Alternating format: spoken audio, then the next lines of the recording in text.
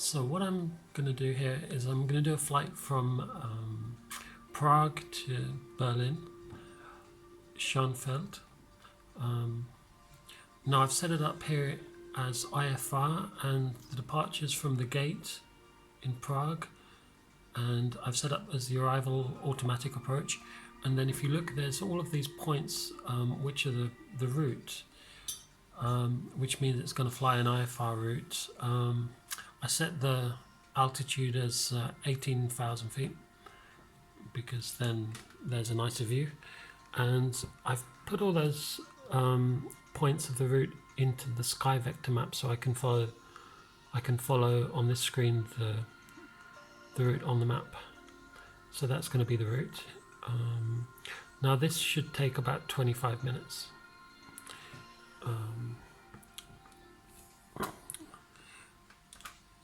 I find actually it's not really worth it to do flights that are much longer than that.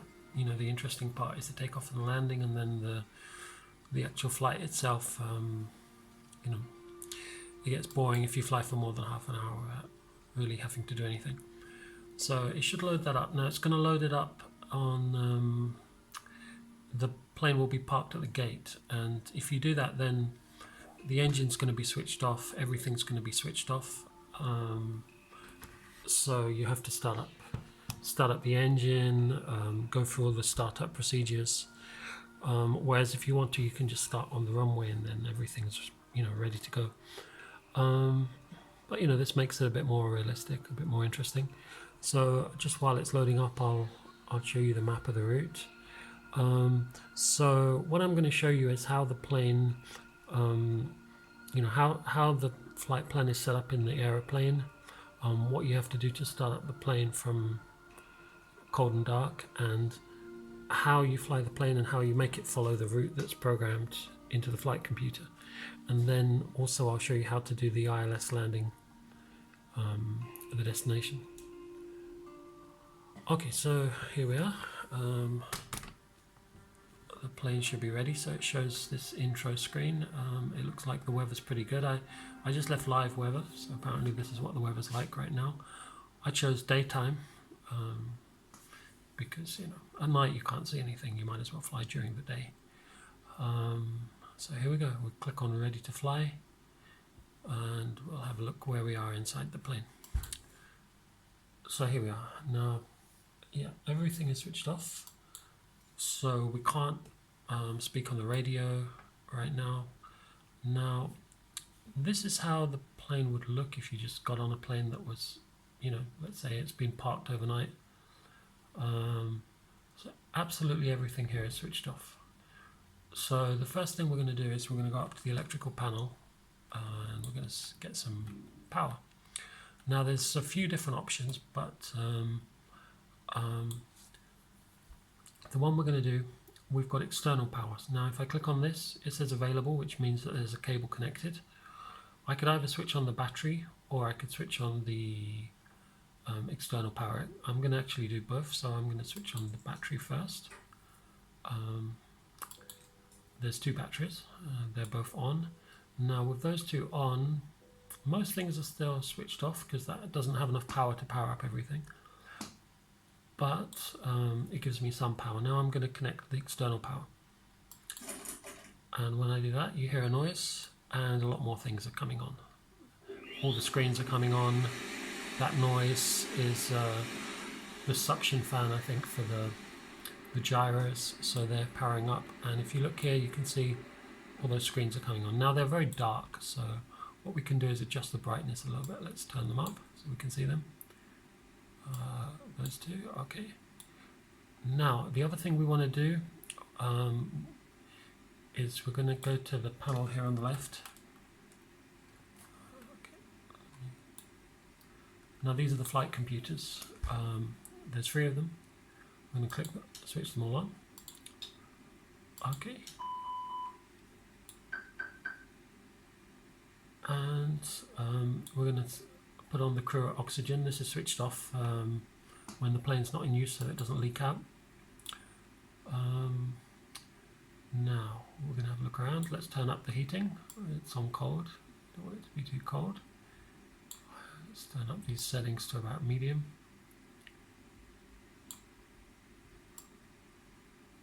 Okay. And all of these fuel pumps have been left off. We're going to put them on. Fuel pumps for each tank. Okay. So now we can have a look down here and have a look at what's going on here. Now that panel in the middle there is a bit dark still. I can turn it up, so the brightness controller is just here. Okay, get that nice and bright so we can see it. We'll turn the brightness up on this one as well, so you have to click a few times. The backup, artificial horizon, and then the same on the other side. So those controls are here. Turn that up. And this one. Now here we've got this that says heading map not available. This is because the flight computers are not yet online. So let's see what it says here. IR align in 7 minutes. So it's going to take 7 minutes for the aircraft to establish its position and align the gyros. And once it's done that, then this will change from red to green. But in any case, we're not going to be using it on that mode right now. We're going to put it in planning mode, where we can see the flight plan. And the flight plan's already loaded because I did that before I started the simulator. I did it on the main page of Flight Simulator. I mean, you can just come in here without a flight plan and you can program it in yourself, but it's easier to do it this way. So if we change the range, you can see the flight to Berlin is less than 160 miles, so it's showing the whole of the route there. And so we can just go through and check that. Now that looks the same as I have on my map.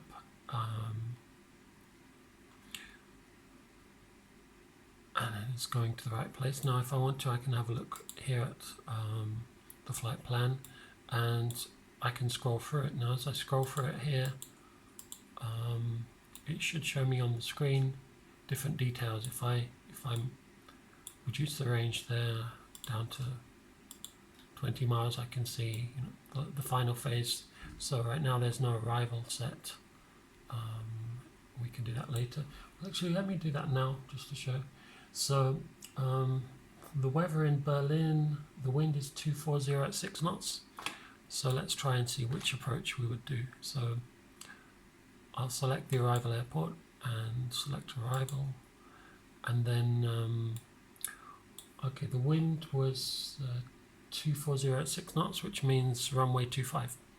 So let's choose this one, ILS 25 left, and insert it into the flight plan. Now if we look at the flight plan, we'll go down to the arrival.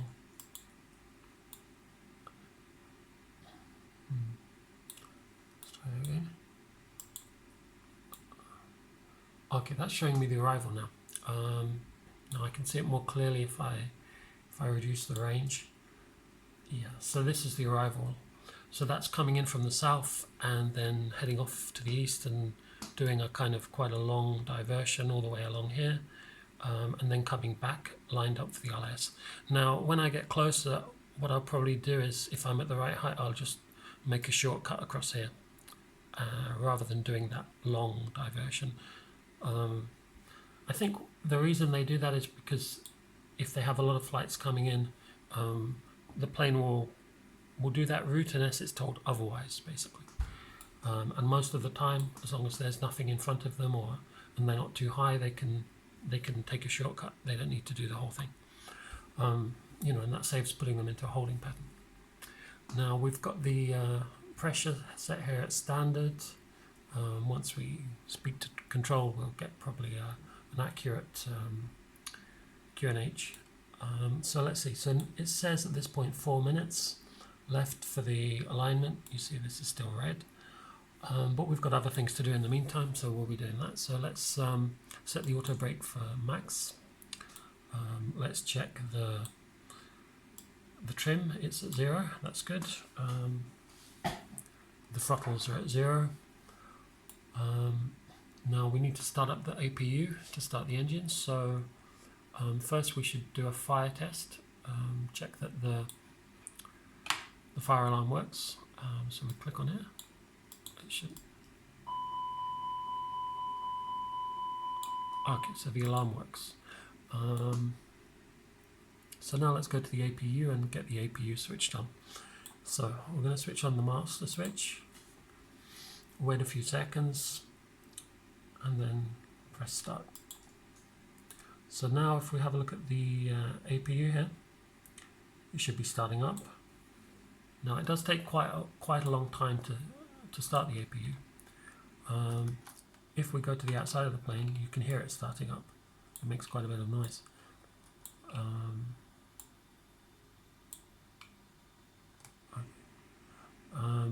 So you see the percentage is at 12%, and we can hear it.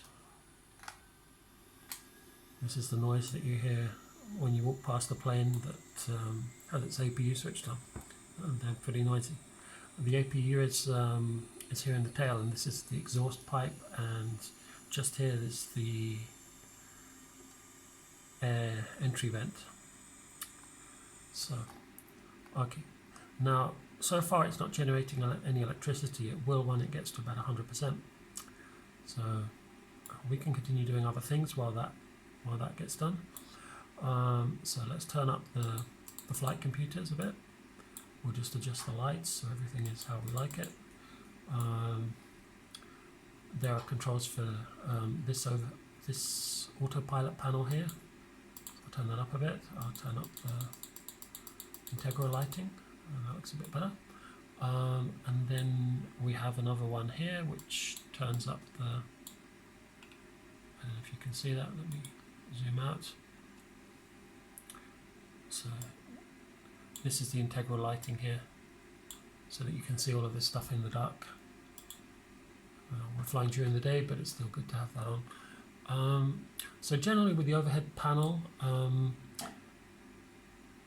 the lights should be dark. Normally, in their normal position, the lights should be dark. So when you see something lit up, that means that there's something wrong or something unusual that you need to check. So that draws your attention to it. Now, the reason these say fault is because the engine's not switched on. So this is the electrical panel. The engines are not switched on, so those generators are not producing anything. But once the engines start, those lights should be off. Now we do have something there that we should take a look at. Let me get to that switch. Now, the emergency exit. So I'm going to put it in arm, and now that light's gone off. So let's see, we've got the IR align in 1 minute, so we're almost ready to go with that. Let's get the clearance from air traffic control. So we're going to request our IR clearance. Proceed clearance delivery Melon 1 IFR to Scotfeld, ready to copy. Melon 1 is cleared to Scotfeld Airport as filed. Takeoff runway 24 climb and maintain 12,000 feet. Departure frequency is 118.3, 75 squawk 6261. I'm going to acknowledge that. Melon 1 cleared to Scotfeld Airport as filed. Takeoff runway 24 climb and maintain 12,000 feet. Departure on 118.375 squawk 6261. Okay, well, Melon 1 readback is correct. Contact ground on 121.9 when ready to taxi.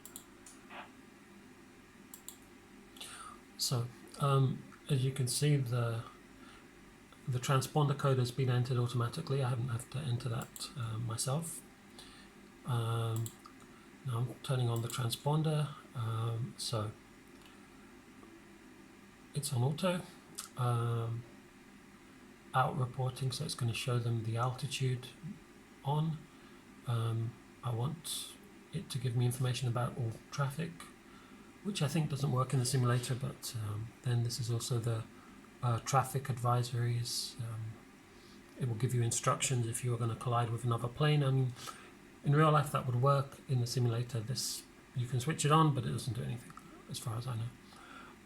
So it's told me, the traffic control have told me to contact ground when ready to taxi, and so I'm going to tune in the ground.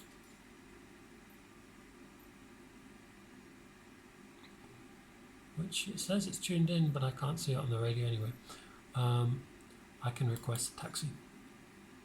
Rosie at ground, Melon 1 with Charlie, ready to taxi IFR. Melon 1 taxi to and hold short of runway 24 via taxiway Golf Foxtrot. Contact tower on 1 tree 4.56 when ready. Okay, so Taxi I have permission to taxi now. Using taxiway Golf Foxtrot Melon 1. Now I need to taxi to runway 24, which is this runway here. They've told me which taxiway to use. Now I'm just going to assume that I should use this one, and I'll taxi to the holding point, and then I can contact the tower. So let's get rid of that.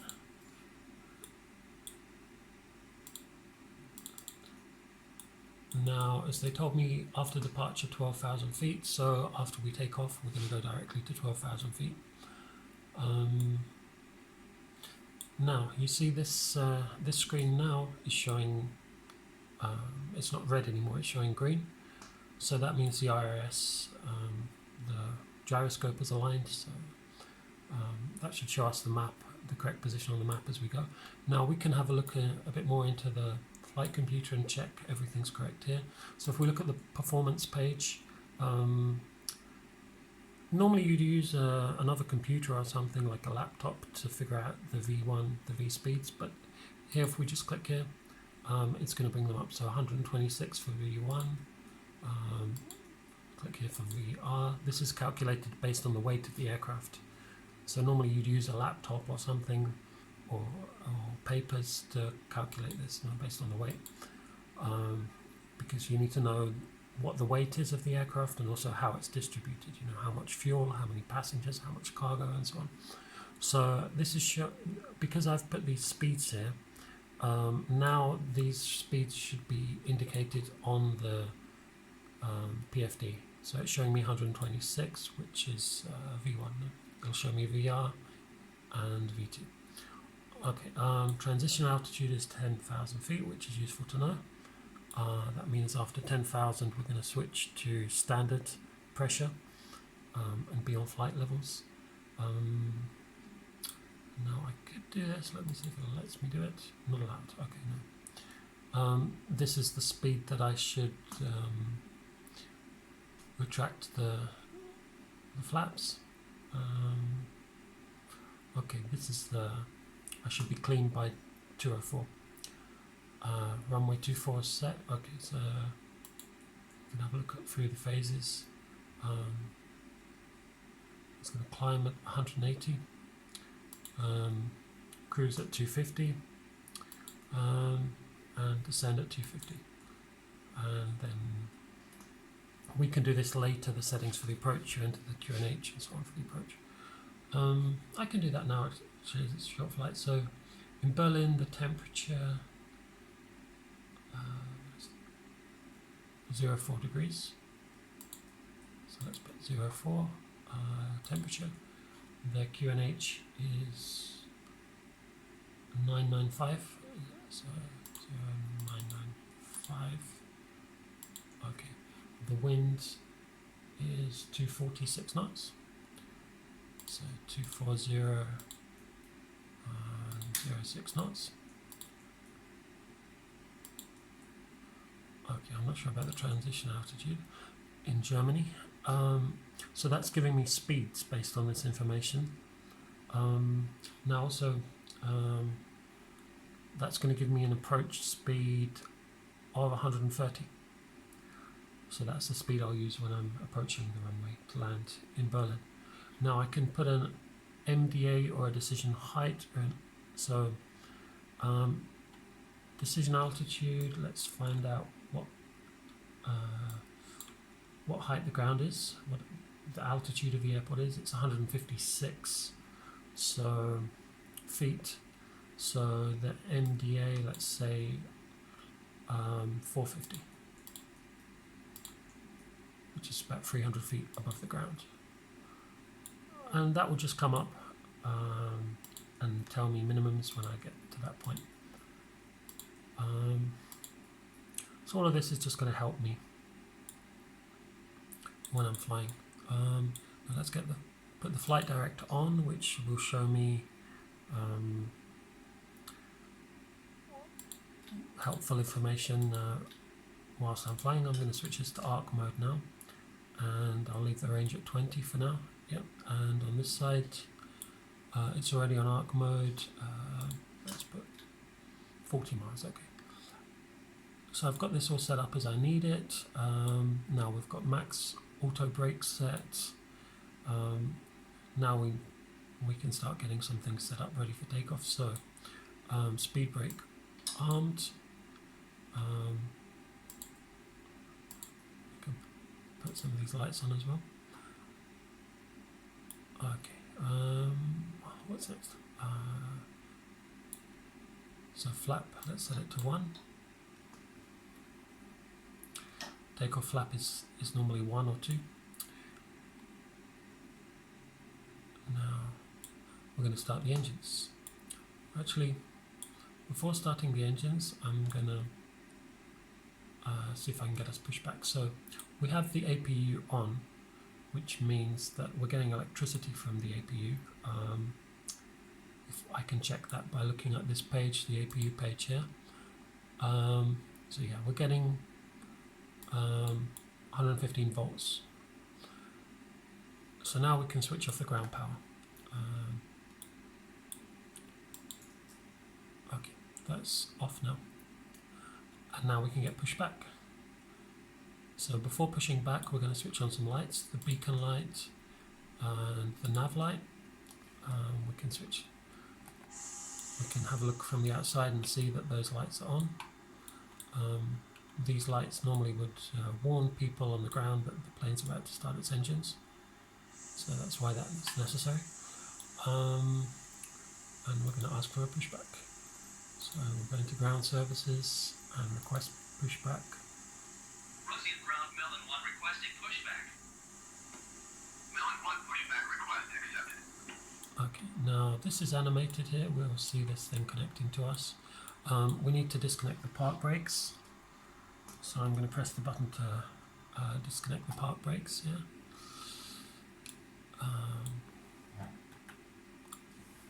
And it should start pushing us back. So this is where they are, here.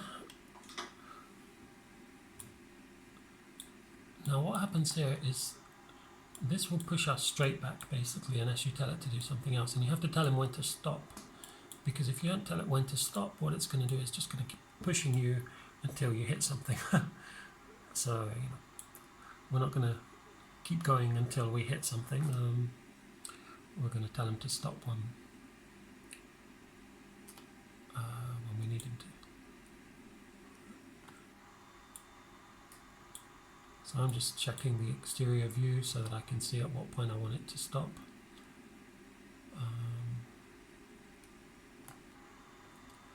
We just need to go back far enough that we can switch on the engines and start moving forward. You see something interesting here. If you look on the ground, those are shadows of real aircraft because the maps they use are photos of the ground, so that's a shadow of a real aircraft that was parked in this position. You can see in this position there was a slightly bigger aircraft than the one parked to the left, which I'm not quite sure what type of aircraft, maybe a 777. So you see we're back kind of far enough. I don't think you'd really want to go further back than that. So I'm going to tell the pushback to stop. Rosie at ground, Melon 1 requesting the end of pushback. Melon 1 request to end pushback received. Okay, so that's moving off. I'll put my park brake back on for now. And normally you would be looking outside, and you'd wait to see that the tug is clear. And so now that it is clear, we're going to start the engines now. I'll just watch it move out the way. Okay, let's go to start the engines. So we're going to have to go up to this overhead panel. And to start the engine, we need air from the APU. The APU is going to help us start the engine. It's going to give us the power to start pushing the fan around so that when we add fuel, the engine can actually start. It needs to get spinning first. It's like a starter motor in a car. So we switch that on. Now, just by switching that on, you can hear it spinning up, and here you can see that the bleed valve is open, which means that it's sending that air to the engines. So now we're going to start the engine. So we go down here, we switch this selector to start, and let's start with engine 2 and see what happens. If we look at the engine display, engine 2 is this one. This is switched on. It's getting air pressure from the APU, and N2 is starting to come up, and at a certain point, okay, it's started injecting fuel. The temperature is going up. It does all this automatically.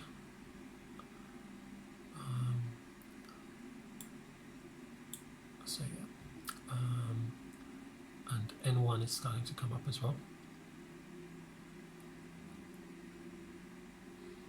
N1 is the front of the engine, the fan at the front.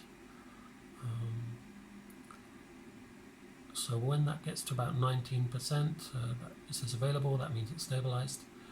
Okay, now we can start the other engine, so we're going to switch that on. And it should do the same thing.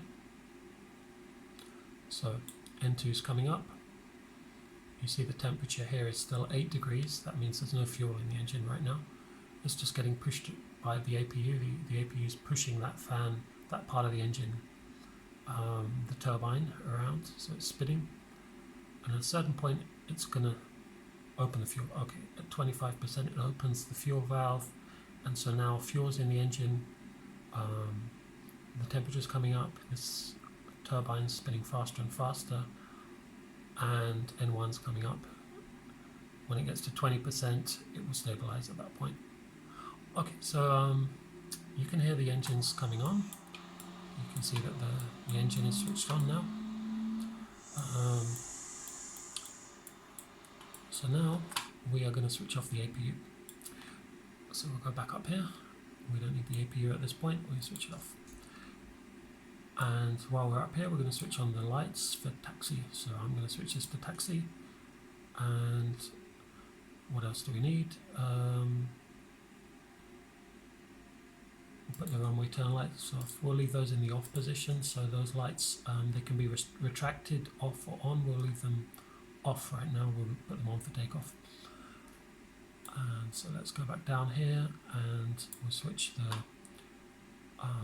this switch goes to normal. So we don't need the igniters on now.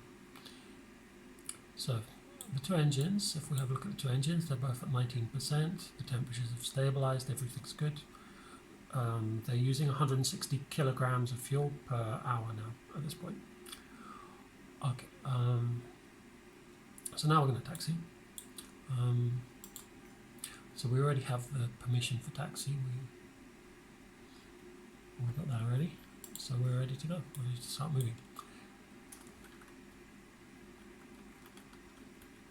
So I'm going to just release the park brake, and we should start moving ahead.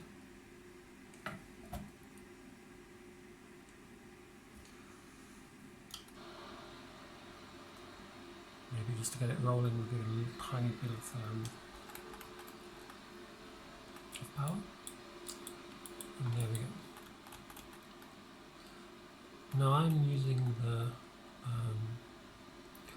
controls for the nose wheel, which is normally you would use a tiller to control. Oops, we have some crazy guy with a fuel truck heading straight towards us. Let's try not to drive into him. So we're going to head towards runway 24, which is here. This is where we need to go.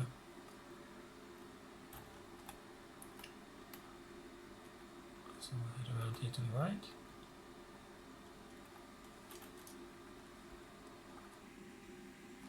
Now, even though the engines are on minimal power, the plane is accelerating, so I have to touch the brakes occasionally just to keep it at a reasonable speed, otherwise it's going to start moving a bit too fast. I can adjust the view so I can get a better view of what it's doing.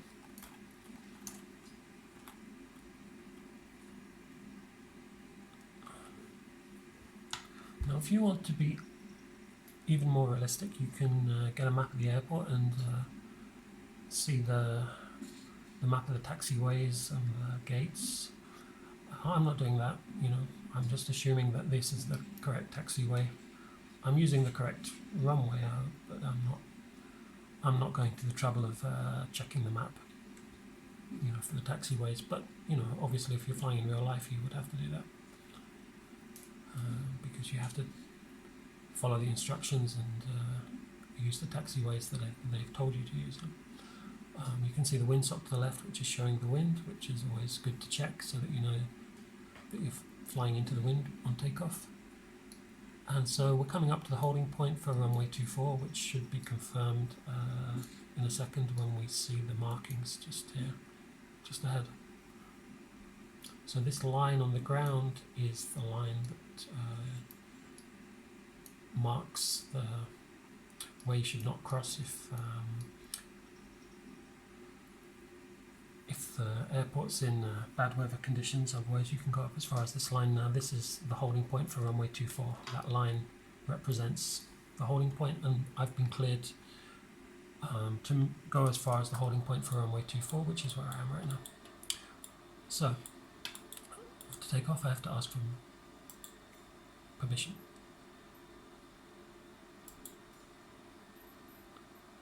Okay, so tune tower, request takeoff clearance.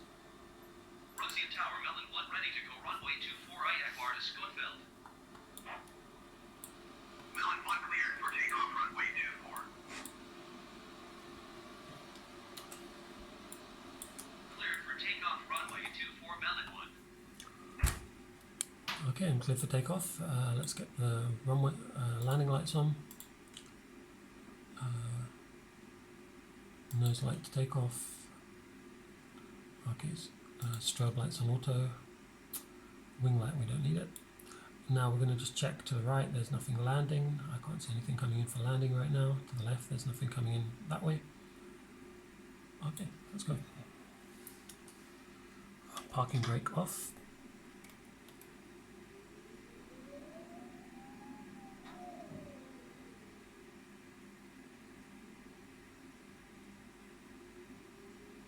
Try to follow this yellow line. You should have the yellow line more or less in the middle when you're taxiing.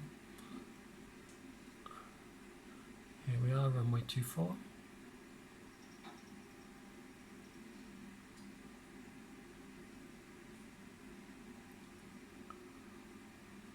Okay, I'm going to hit the brakes just to line up. There we go, we're lined up. Now, one more thing we should check. There's a checklist if you look just down here, which I probably should have checked earlier. Now, signs on, that means seatbelt signs. I should have put them on already, and I forgot, so let's do that now. Normally, of course, you do that when you start taxiing. Cabin check, so if I press this call button,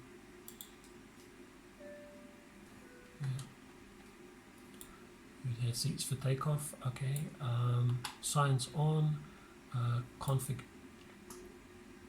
Now this is to check that the flaps are in the correct position. Now I did already put them in position 1, but this is just to make sure before you take off. So you press this button and it checks and it says normal. That's good. Okay, that message is played automatically.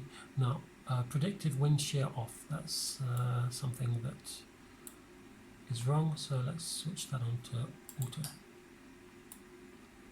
And now that message is gone. So it's showing me parking brake is on, cabin ready, signs on.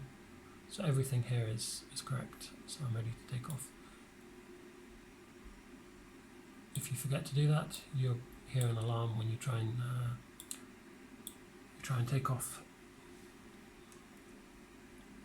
So let's see, power 40%, the engine looks normal, release the brakes, and full power.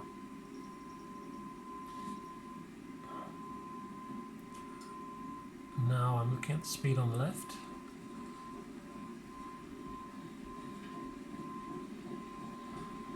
$80, check the engines, everything's fine. We continue. Okay, passing V1 and rotate. We have positive rate. I'm going to put the gear up.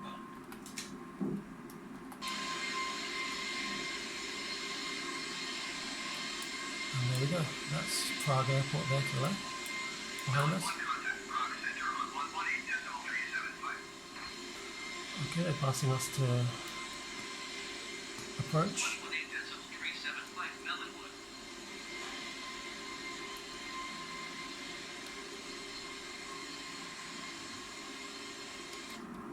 Now I'm going to put up the flaps and I'm going to reduce power now to climb thrust. So the flaps up.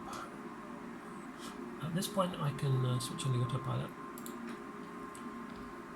and speed should be automatic.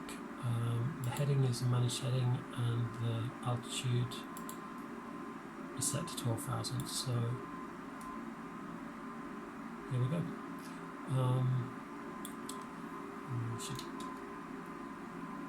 Drop center building 1 is at 5,600 feet, climbing 12,000 feet. Building 1 Prague Center, continue to PR 407 as planned. UNH 29.38. Let's turn this way. I don't like why it's turning the wrong way. Sometimes it does that. I don't know why the plane sometimes does that. Sometimes it just turns to the left for no reason really. Normally you can fix it by just Drop center building 1 requesting vector to next waypoint. switching the autopilot on and off. Building 1 continue to PR 407 turning and following heading 330 for Takeoff 1. So we've climbed pretty quick already. We're already at 10,000 feet. I think that's kind of a little bit excessive, isn't it? But Building 1 acknowledge last transmission.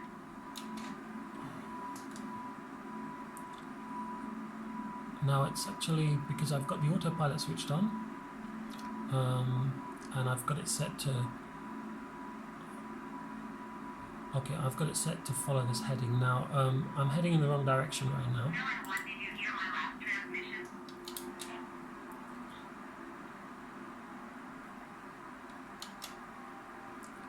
Continue to PR 407 turning and following heading 330. Heading Proceed on 330. course Melon 1. So I'm going to set heading 330. I want to head northwest towards Berlin.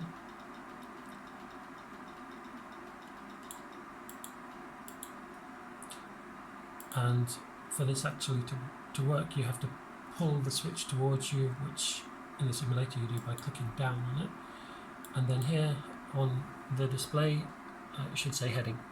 So we've got the speed, altitude and heading set.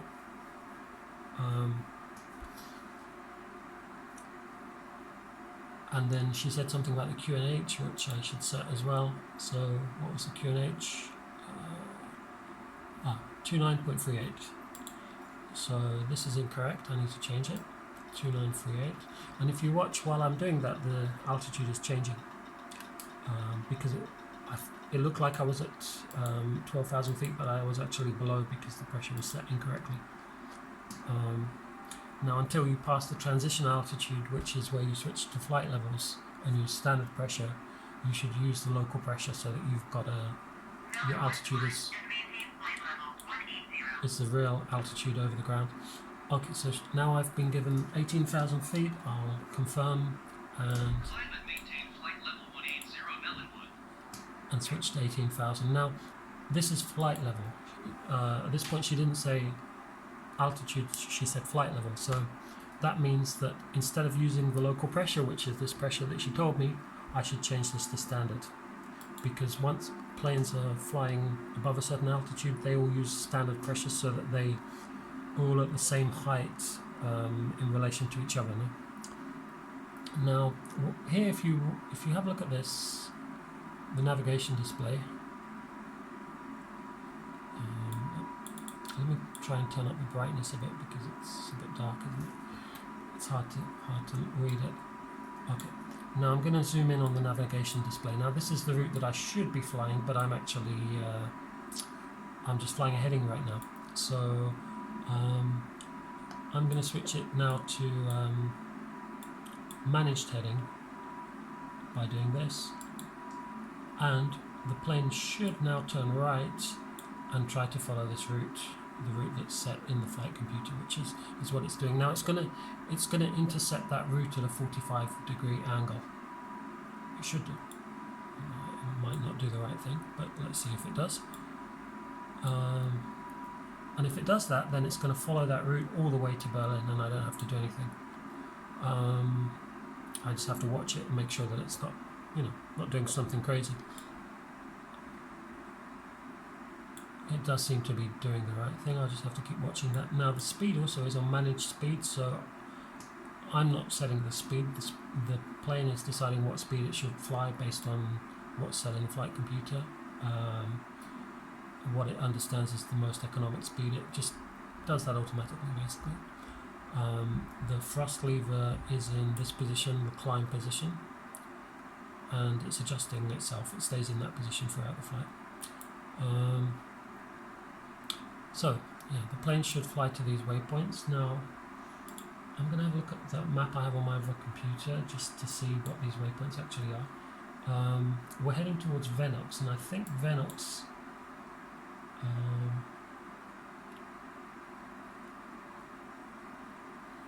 well...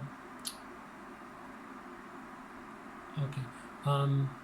Somewhere about here, this is the German-Czech border. I think the position we're flying to right now, PR 407, which you can see if I zoom in a bit. Okay, we're heading to this point, PR 407. Now that position is where Czech airspace ends, and we're going to enter into German airspace. So we'll be in Germany, basically. Now we're 3 miles. It's showing 3.5 miles. And it's counting down. Now, before we get to that point, I would expect air traffic control to pass me over to German control. And normally, in reality, they do it before you get to the border. They don't wait until you're actually at that point. They normally would hand you over, a few minutes before at least. Here we can see what the plane's looking like from the outside. Pretty much just over the Czech-German border north of Prague. Apparently this is the live weather, so this is what it's like right now in this part of the world. This is the Lufthansa A320 Neo NX.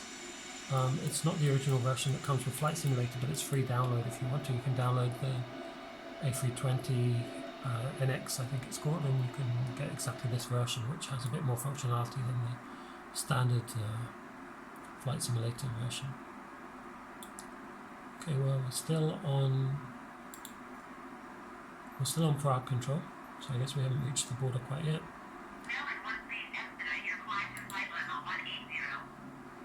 Now that's strange that she's saying that, because we are at flight level 180, so I don't know why I'm being told to climb to 180.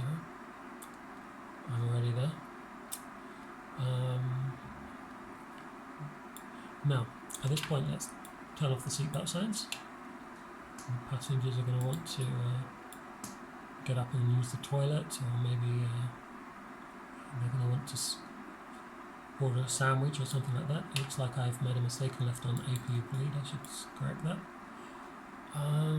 So now let's check what else we've left on. We should turn off the landing lights, and we're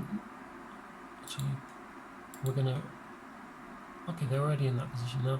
Retract means these lights. If you look at them, they actually, when they're switched on, they actually pop out a bit like a sort of sports car. So what I'm going to do, I've got the left one on, and I'll show you what that looks like.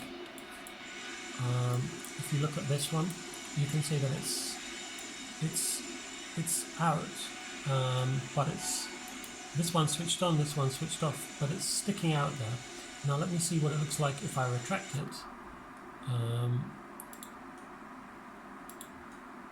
So I'll leave one out and one retracted, so you can see the difference. Doesn't seem to be working, does it? Retract. Let's leave them retracted. Okay, well now they've popped in. It seems that now they're out. So you retract them when you're not using them, because that's one less thing causing drag on the aircraft. Now what other lights have we got on? We've got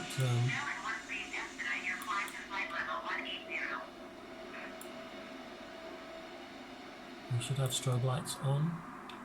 It's on auto, but let's see.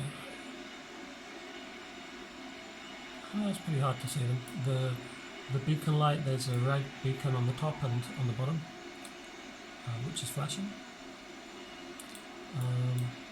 Then the navigation lights, it's pretty hard to see, but there's a red light on this side, a green light, like boats. So somebody looking at the aircraft would be able to see from the lights which direction it's heading. The strobe lights, I can't actually see them, but they are switched on. They should be switched on, I guess. I think, yeah, you can just about see them in the... It's hard to see them because it's daylight right now. No, I've got no idea why she's telling me to go to 180, because I am at 180. Let's see if I change it to saying the pressure. Now it's saying that I'm below. Now this is a mistake actually, but just because I'm going to be at 18,000 feet, not 180. But you know, if I do this, then I think she's going to stop telling me to climb, so it's going to be better. Now, the information on the... Okay, we're now handed over to German control. 125 decimal A for Melonwood.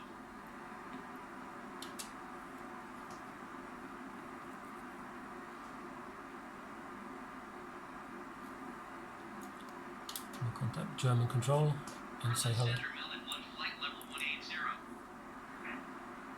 Melonwood, Berlin Center, continue as planned. Okay, we don't need to acknowledge that. I don't know if in real life you would, but on Flight Simulator you don't need to answer that. So this is the route that we have if we look at the range. Now this is 80 miles, 160. So this shows me that we are, say, about 80 miles from the destination right now. Air traffic control should tell us when we need to start descending. Sometimes they can be a bit late with that. Our speed here is at 290 right now, and we're on nav mode, navigation mode, so that means it's following the route on the flight plan. Melonwood, you are 600 feet above your assigned altitude. Descend and maintain flight level 180. Okay, and they're telling me I'm 600 feet above because I've got this pressure set now. I should switch it to standard, and it shows me that I'm at 18,500. It's now going to descend to 18,000. So flight level 180. Okay, should respond to that order to descend. Maintain flight level 180 Melonwood. Now let's have a look what else we can look at whilst we're in the cruise stage now. These are the engines. You can see how much fuel it's using. It's using 500 kilos on each engine right now, but we're descending, so normally it would use a bit more than that. The oil pressure, it shows me how much fuel I've used so far on this flight, 200 kilos on each engine. It's showing me here the temperature outside, so you have two temperatures. The outside temperature is minus 23 degrees at this altitude, but the total air temperature, which means the temperature of the air that's hitting the skin of the plane, is minus 6 because of the friction. So the total air temperature is important to know for taking into account whether or not there might be icing. So if you have temperatures around freezing, just below freezing,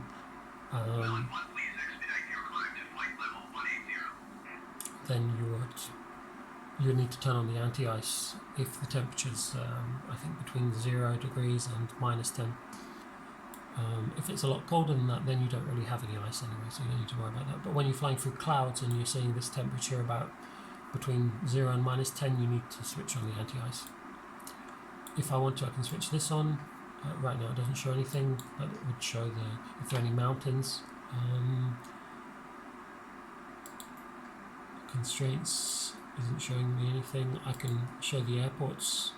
So this is showing the airports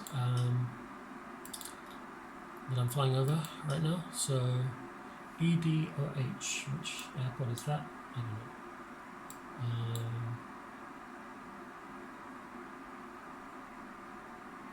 EDDP is Leipzig, which I think we already... Leipzig should be up ahead somewhere. Now we are at 180, I don't know why.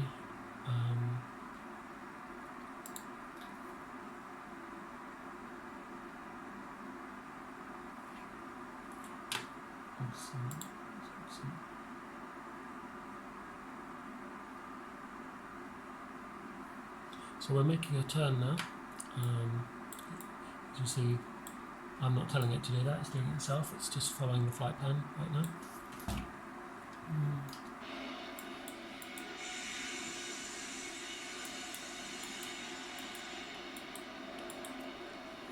Now, if air traffic control were to ask us our position at this point, we would tell them our position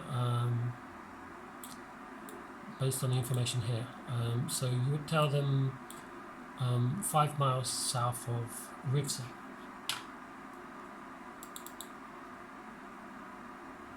Now, the position Rivsa,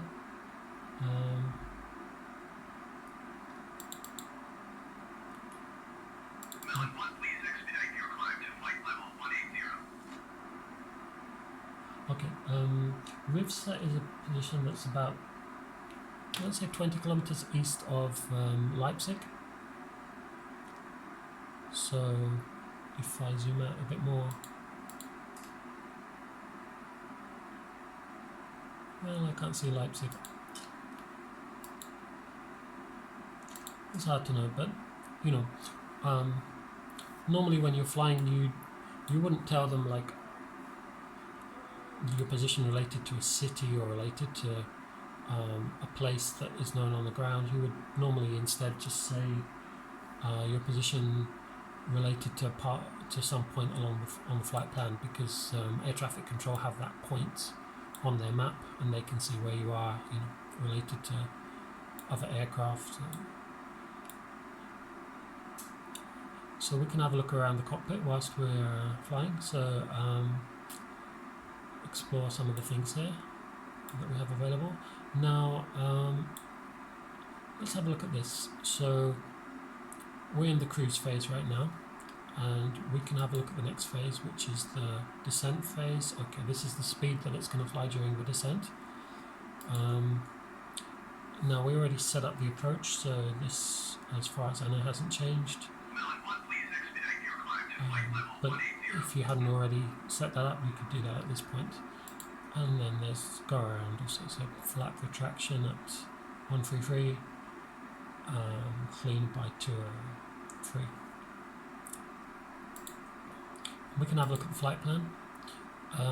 It's showing us where we are, so we're coming from Rivsa and we're 15 miles from Ogsen, and this is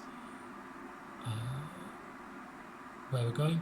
Now it's showing me constraints. It's showing me 14 miles to Ogsen, then 28 miles to this location at Gup, and then here we need to be at 8,000 feet by this point. So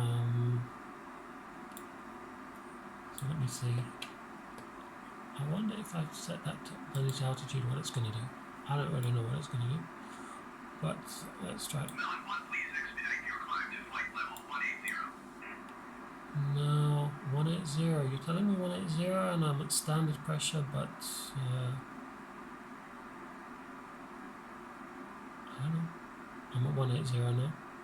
I'm just above 180.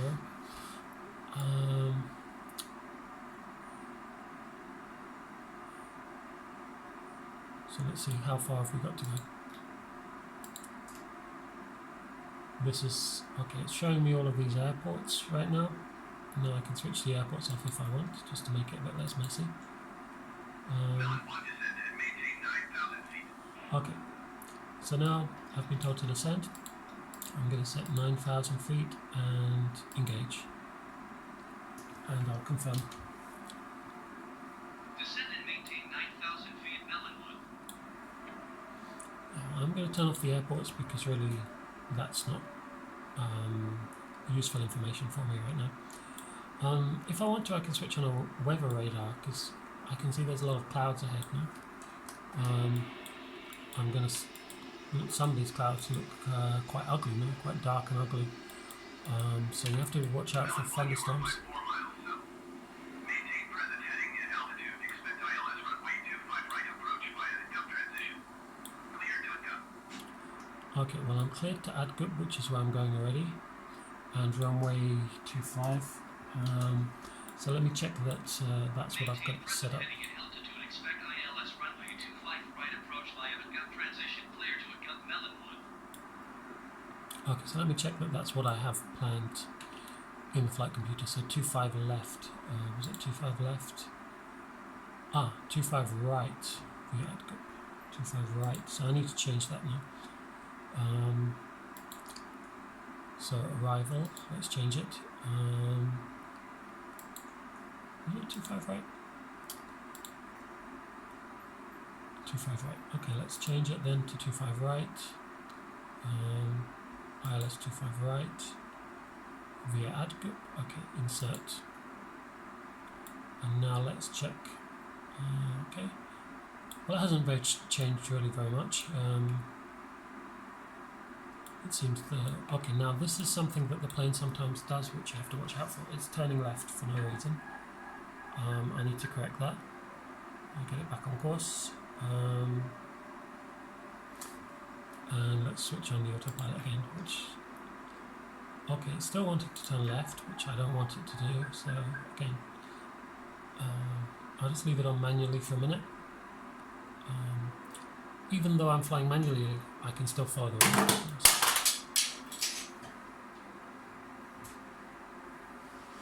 I dropped something there. Anyway, I'll look for that later.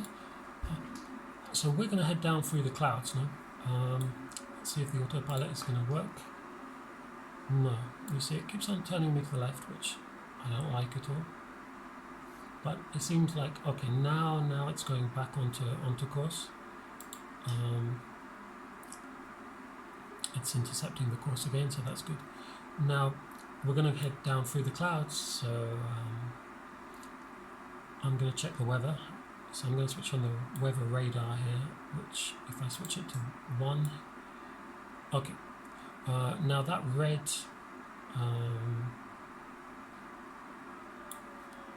the red area is basically showing me heavy cloud. Now it doesn't look like I can avoid it. Often if you can, you would choose to fly around and divert a little bit to try and avoid that, but it looks like that's going to be impossible right now. So we're just going to go through it now. The plane is still not following the correct heading, is it? So I'm going to have to switch it back to manual and turn back on course because I don't like it to do that.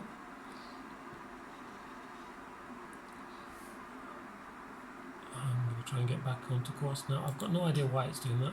It shouldn't be doing that. It should be following the course, but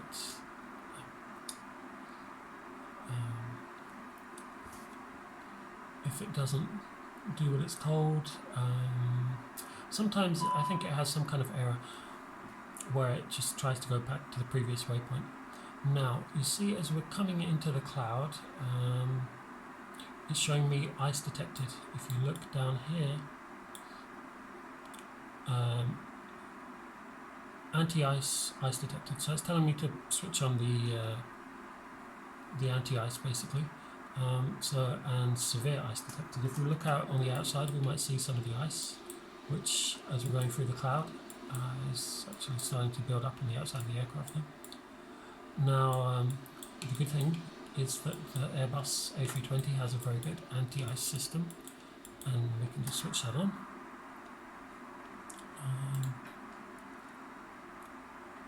Autopilot's still not working, so I'll leave that switched off. So let's switch on the anti-ice. That we can find it here. Wing and the 200. Okay, below my altitude I should be at 9,000 feet now, so let's stop the descent. I think I can switch on the... Let's switch on the autopilot and put it in heading mode. So let's just... Did you hear my last transmission?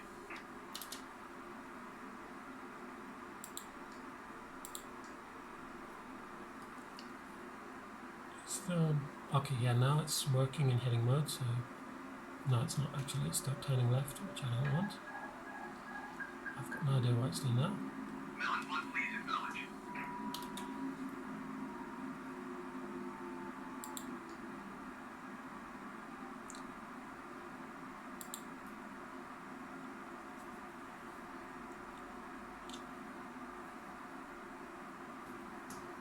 Melon 1, acknowledge last transmission.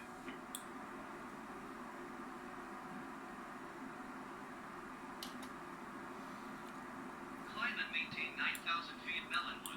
Okay, we are climbing towards 9,000 feet. Melon 1 descended and maintained 8,000 feet. Okay, 8,000 feet now. Descend and maintain 8,000 feet, Melon 1. Melon 1, contact Bremen approach on 119.505.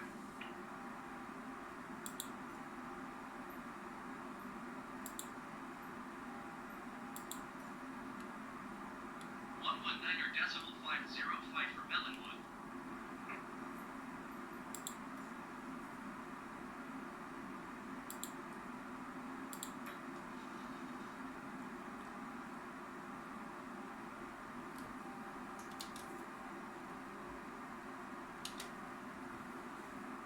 Bremen approach Melon 1 is out at 9,400 feet for 8,000 feet. Melon 1 Bremen approach. Continue to DB for 82 as planned. QNH 29.29.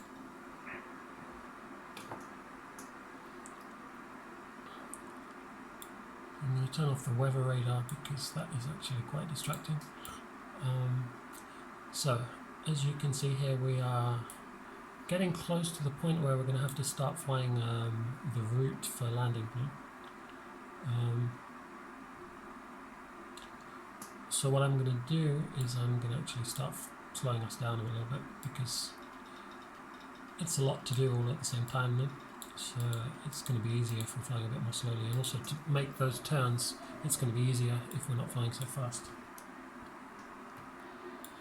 So the plane is covered in ice. I think in real life it doesn't quite look like that. Planes don't get that much ice up. The ice tends to form just at the front of the wings. It would be very dangerous if you couldn't, if you didn't have anti-icing systems. Melon 1 descend and maintain 6,000 feet.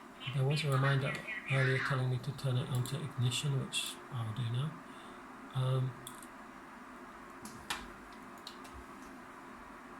Descend and maintain 6,000 feet. Keep speed below 220 knots. Smell input. Okay, 6,000 feet. What was the speed? 220. Okay. So I'm already at 220. I'll slow down a bit more to 200. And I'll just make it easier to make the turn. Now, this here is the airport. Right there, this is the airport. So, in the flight plan, we have this long diversion out to the east, which, if you look at the range map, is showing a kind of ridiculous diversion of about 30 miles east. It wants us to fly 30 miles this way, turn, and then 30 miles back. Well, I'm definitely not going to do that. I think I'll fly about 10 miles this way and then turn and then come back. But we'll figure that out as we get down a little bit further. Now, in preparation for landing, let's do some preparation. So we are going to switch on the auto brake. I'll set it to medium.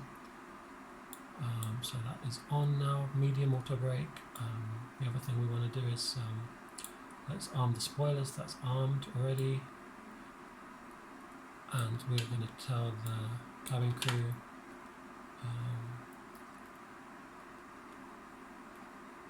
we're going to switch on the seatbelt signs, and we'll switch on the landing lights now at this point so that we don't forget later.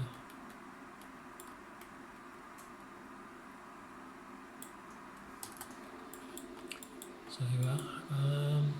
We can have a look at the visual map.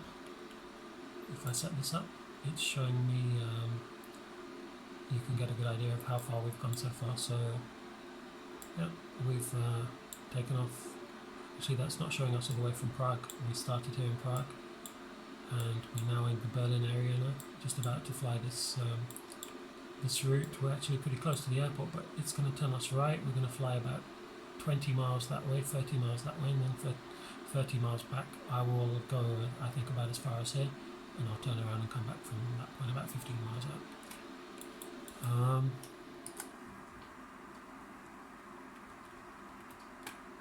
So we should be about to make the turn. I'm going to put down the first stage of flap. Now, you can know that you're ready to put the first stage of flap. If you look here, that little equal sign shows you that you can now put down a stage of flap. So I put it down. There we go. Now we're descending to 6,000. We should level off at 6,000. And that's why we can hear the engine instead of spooling up. Now, okay, we're just breaking out through the clouds, which is good. That's going to make things easier for us. And I should see the airport out there to the left. It should be over there to the left. Yeah, those are the runways. You can see the two runways just about over to the left. Yeah, those lights are the runways at Berlin Schönfeld. Now, are we on? Okay, we were on a managed heading. So I've just switched to selected heading. So we were kind of following the route, but we were actually following a selected heading. So we were not exactly on the right track. We've come. That's why I didn't make the turn. So when you do have the autopilot on, you have to make sure you're looking at it and checking that it's doing what you want it to do, because sometimes you can find that there might be a wrong setting. It might be doing something else. So the autopilot does help, but you know, you never know really. Sometimes there can be something wrong and it just does something crazy. And sometimes you might have pressed the wrong button somewhere and it's not doing what you expect it to do. So you have to keep on checking and making sure that it's still following the right path. So it should intercept this outbound path. Let's see that it does that, because if it does not, then we're gonna just fly manually or fly with selected heading. I don't like it turning so far to the right, so I'm gonna change that and have it fly a selected heading. So if I go on heading select, it should start turning to the left. Now this line is showing me the path that is flying right now. The blue symbol here is showing me the heading that I have selected. Now if I zoom into 20 miles, okay, you can see more clearly what we're doing. So we should get onto this outbound path, and then at some point I'm just going to cut across, because I'm not going to fly that whole, that's 30 miles. You can see this is 5 miles, 10 miles, 15.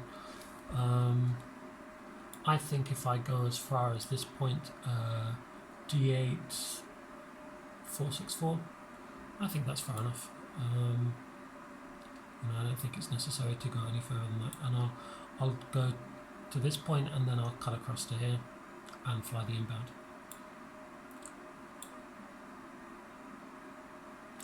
So let's see, let's kind of turn left a bit more, 090 or 080 even, oops.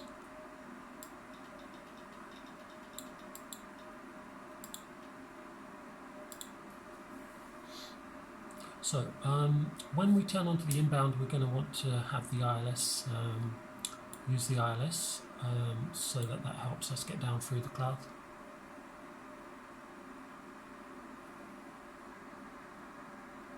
So I'm going to switch on, press this switch here, LS, and as I switch on the LS, it's showing me some information down here, which is showing me the distance to the airport, which is 21 miles right now, and it's showing me whether you're to the left or to the right of the course. There'll be more on that in a second. So we're at the point where I want to turn around and head towards the airport, so I'm going to turn about 90 degrees left.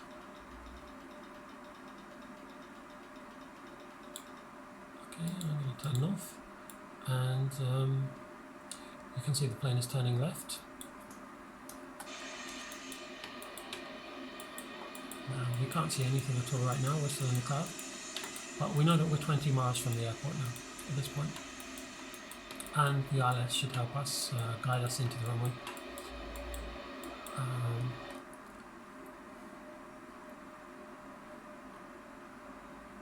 So as you can see, instead of doing that whole thing, which would have been a 30-mile course, we've done at least 20 miles of it, 25 miles. We are 25 miles right now from the airport. Now I'm gonna turn left a bit more, and at a sort of 45-degree angle, I'm going to intercept this inbound path. I think we can 32, let's do 300 even. So our speed is still 200. I'm going to have to start slowing down in a second.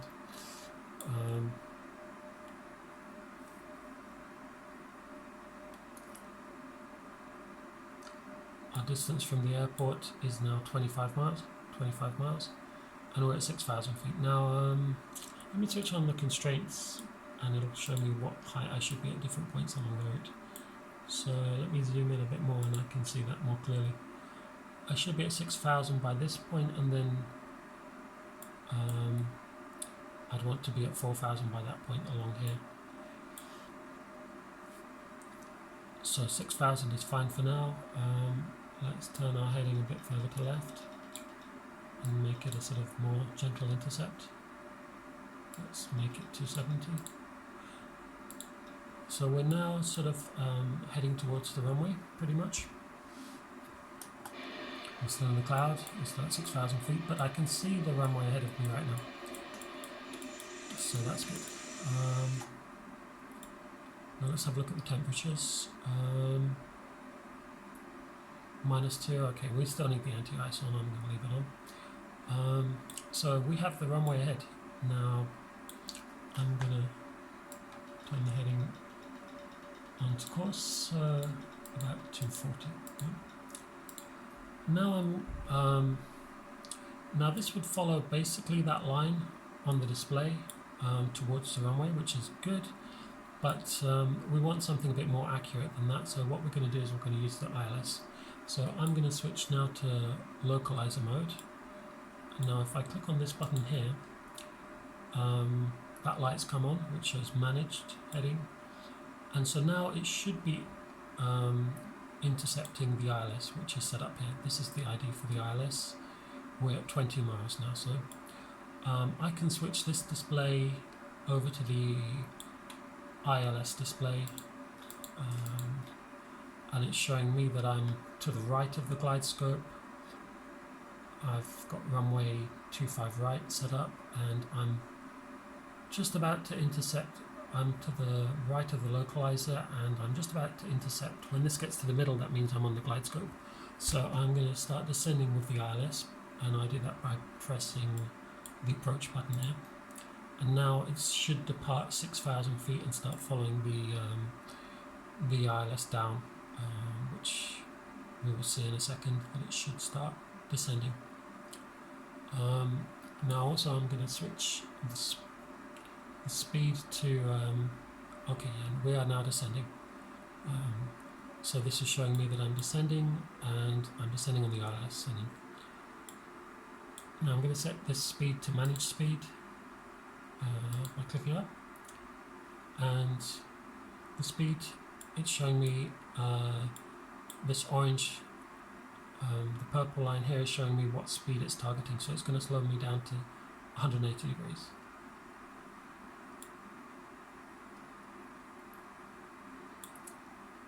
So we're descending through 5,000, minus 10, which is 1,000 feet per minute. Let's have a look. Can we see the runway ahead?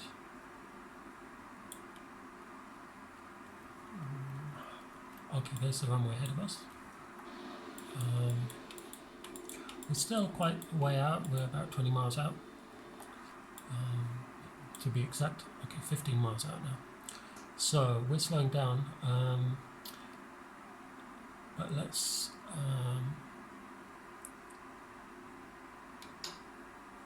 put flaps down.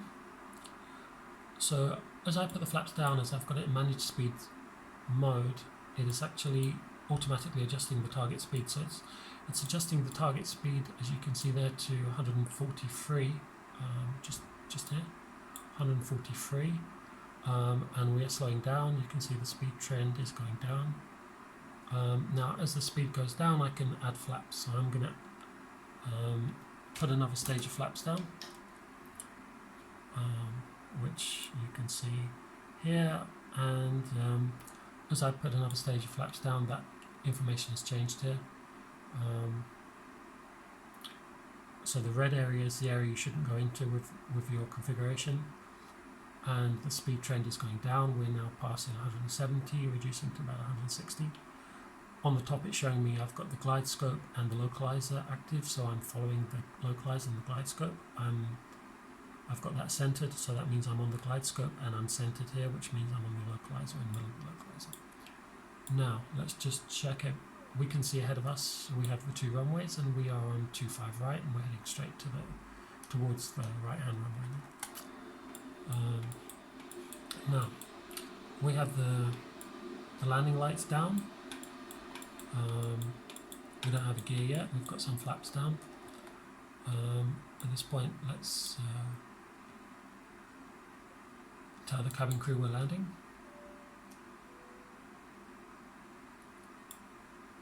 Now, those lights are all set up correctly. The landing lights are all on.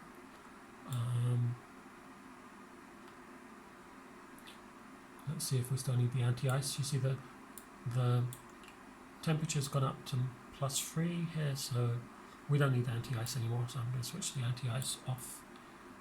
That's the wing, and the two engines, anti-ice off. Okay. Now let's check the speed and the glide scope, all set up correctly. Yeah.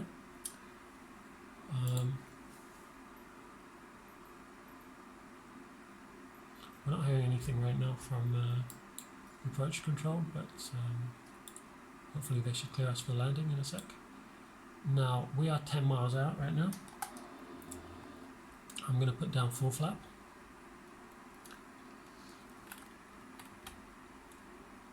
So, flap. I'm going to put full flap for landing. Let's put down the gear. So we're going to put down landing gear. And there we go. I think pilots will often wait until about 5 or 6 miles before they put down the landing gear. I'm going to put it down nice and early just to make sure that we don't forget about it. And here we are, we're on the approach to Berlin Airport. Now, it looks like it's not flying straight towards the runway. Now it looks like it's flying to the left, but if we have a look here, oops, on the display, it should show me, well, maybe it only shows that in the arc mode. I was thinking it was going to show me the wind, but I guess we've got some wind from the left, which is why we're flying like this. Now we do have some kind of problem. Why is the speed so low? Okay, I'm going to have to take it out of autopilot mode and try and figure out what's wrong. I don't know why it did that, you know. I'm going to have to fly it manually from this point onwards.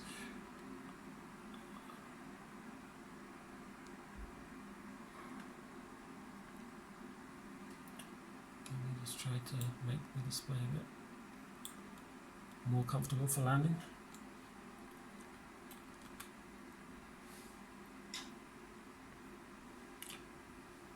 It could be that I just accidentally knocked the thrust lever. That can happen. Now I can put it back into autopilot. Let's see if it's going to go back onto early approach. Yeah, it's going to do that. So whilst it's doing that, I can just set up the view to make the view a bit more the way I like it for landing. I like to not be too low down. I need to be able to see the runway, but at the same time I need to be able to see the speed, you know. So the speed is it's important that I can see it. Now, we've got a landing checklist there. Okay, it's giving me the right speed, isn't it?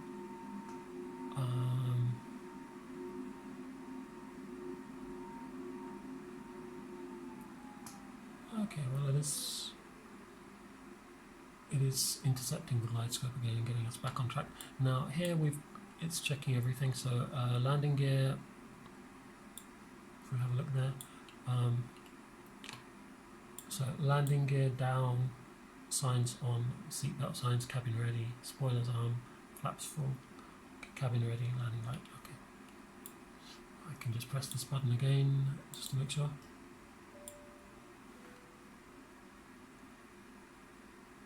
Now it's doing something crazy with the auto throttles, so I'm going to have to switch to manual again.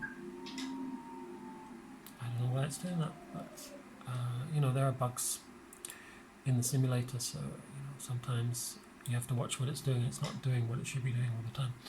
I'm going to take the auto throttle off because that's giving me some kind of error. Now in one climb and maintain 1,000 feet. No, another thing is the air traffic control sometimes give kind of crazy commands which don't really make sense. Now I'm on you on 6 miles, northeast of Scottsdale. Contact Berlin Tower on 118.855 when inbound. Okay, well it's finally realised that I'm close to landing. I'm gonna switch over to tower frequency. I think because they're expecting me to fly that long route, which I didn't do. And on the simulator there's no way to tell them that, you know. In real life you would ask permission to do that, obviously.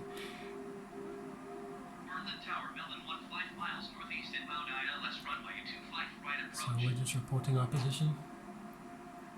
Now in 1 Berlin Tower. Cleared ILS, runway 25, right approach. QNH 29 So our wind is from 247 and 8, which is Melbourne right 1 to cleared left. to land runway 25 right. Wind 23, 7 and 8. Okay, we are actually a bit high on the approach, so I need to move a bit to the left and a bit down. So, acknowledge the landing clearance. Yep. Cleared to land runway 25 right, Melonwood.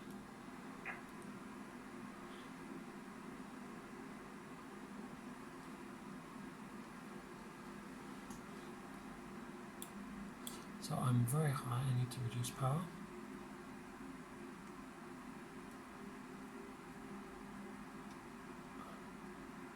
So as you can see, I'm a bit off to the left of where I should be, and I'm above the glide scope. So I need to get a bit further to the right. I need to keep going to the right until this is in the middle, and I need to go down a bit more until this is in the middle. And I also need to reduce a bit of power because I should be flying the approach at about 130. I'm a bit fast as well.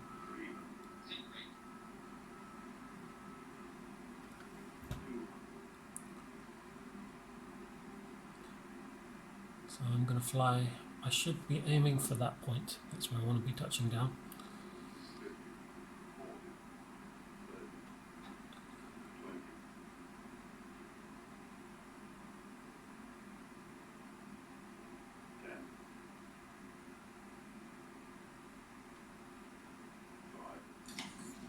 Okay, now automatically the spoilers have come up. The thrust reverser is not automatic.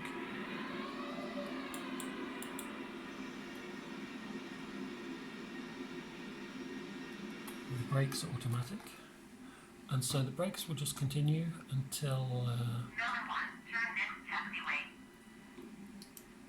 okay, so I'm clicking the brakes just to switch off the auto brakes, and we're told to vacate, so we're going to turn off at the next taxiway here.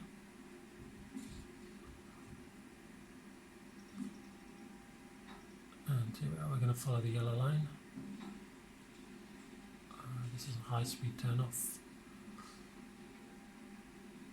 I'll get clear of the runway, and then we're going to get the flaps up. And Melbourne 1 contact ground on 121.705. okay, we'll acknowledge that. I'm going to start slowing down, and I'll stop here, Melonwood. just as we come clear of the runway.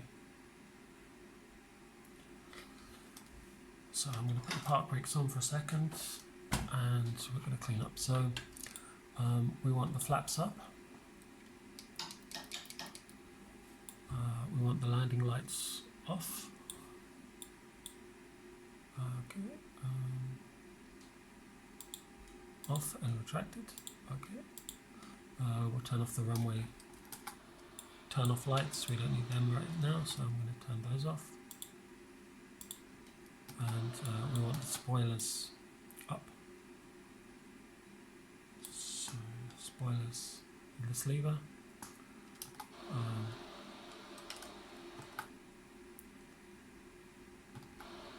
There we go.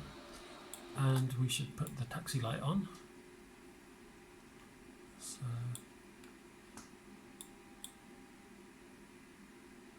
nose light to taxi. Okay, there we go. So now we're ready to taxi. Berlin ground.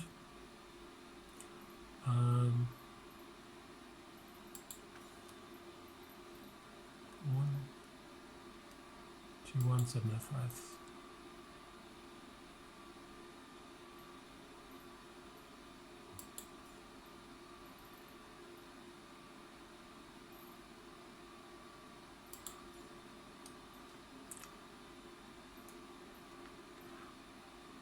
Okay, well that's not working, so I'm just going to taxi without the clearance because I don't want to taxi for takeoff.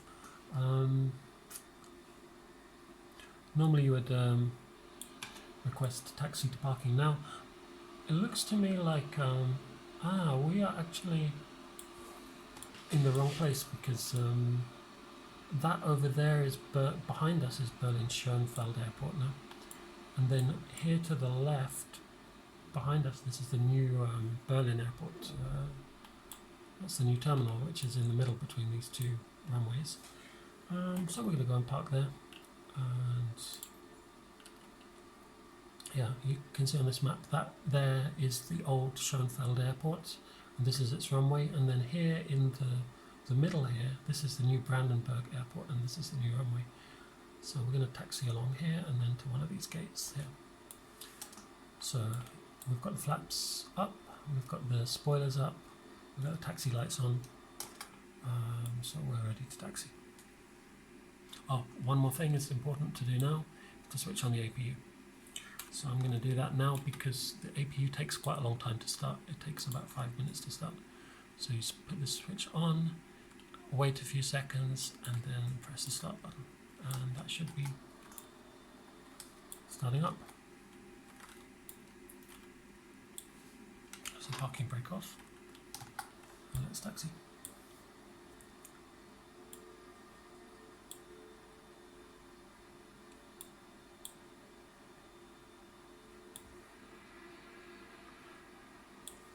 Let's try and have a look at the map. Okay, yeah, we're going to need to take that second left there and then turn right now.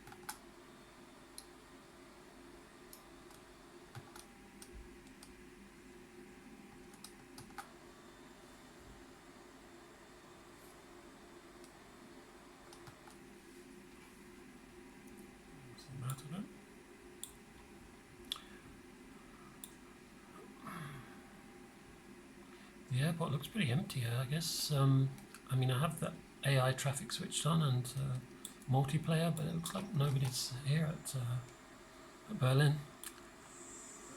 There's not much traffic, and there's also not many people choosing to play Flight Simulator at this airport.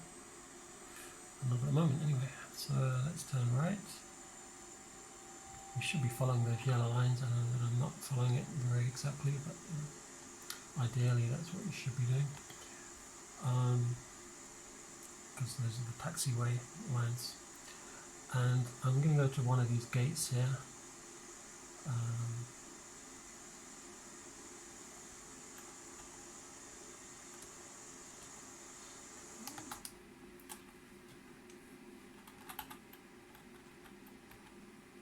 Just choose one at random actually. So yeah, that one has a baggage cart kind of in the way, so I'll take the second one. Let's use that one.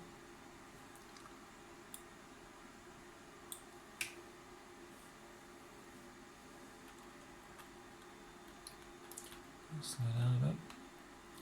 It's kind of hard to know exactly how you should line up for these jetways because they're not always not all of them work, and sometimes they don't have any lines. Normally you should have a yellow line on the ground which would show you which way to go, where exactly to position yourself, and I'm not really sure if I did that correctly, but let's see. So we are stopped at the gate, hopefully. I don't know if we're in the right position. Let's put on the park brake. So this is the park brake, switch that on. Now we're going to switch off the nose light. That is now off. And we are going to switch off the seatbelt signs and shut down the engines. Switch them both down, switch that back to normal. And yeah, it's telling me I've completed the flight. I'm just going to continue. Now we still have some stuff to do, so the passengers have to get off. Let's see if we can give them a jetway. Ground services.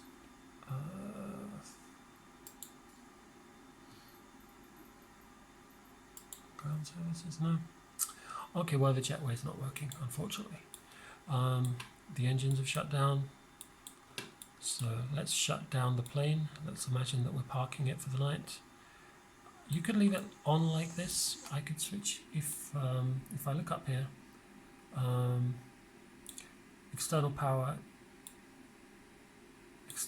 here is not available, so that's not an option. But I'm going to shut down the APU, and a lot of things should switch off as that starts to shut down.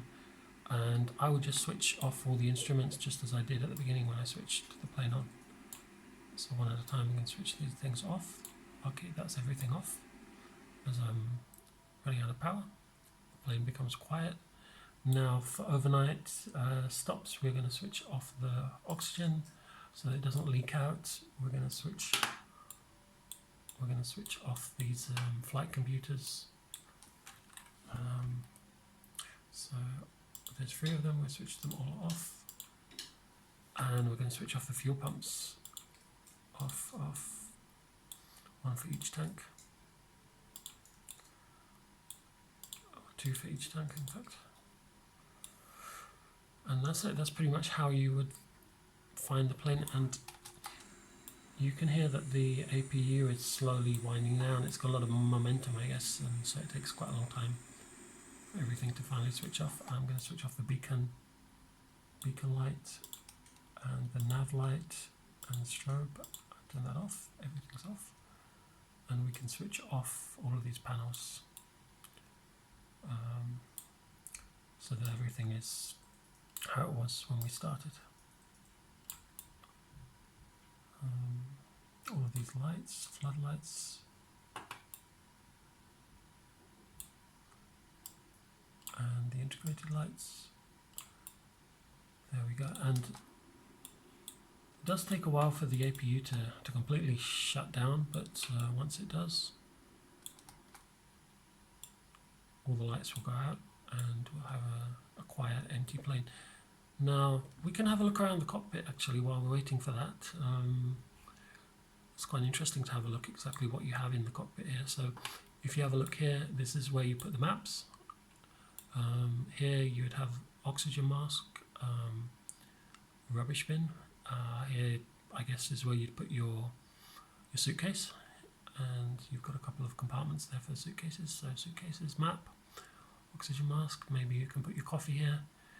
Yeah, there's your coffee cup. You can open the window. This lever would open the window. Now that's the side stick, and that red button would disconnect the autopilot.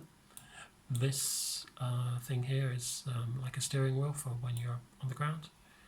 And yeah, there's one on the other side as well.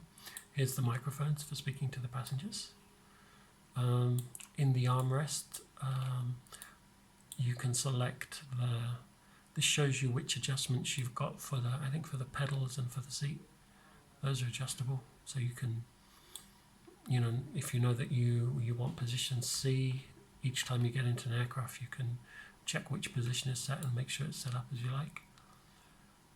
There we go, yeah. Okay, well there's a little bit of power still left, and we're going to switch that last power off by switching off the battery on the overhead panel.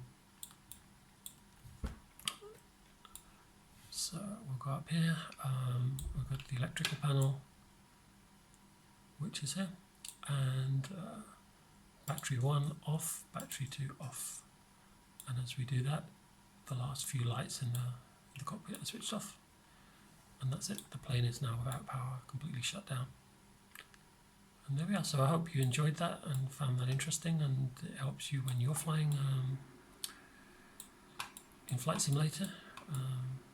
And I'll see if this kind of video is popular. I'll make more of them, and you can also write in the comments what you found useful, what you liked, and maybe what you'd want me to do in the future.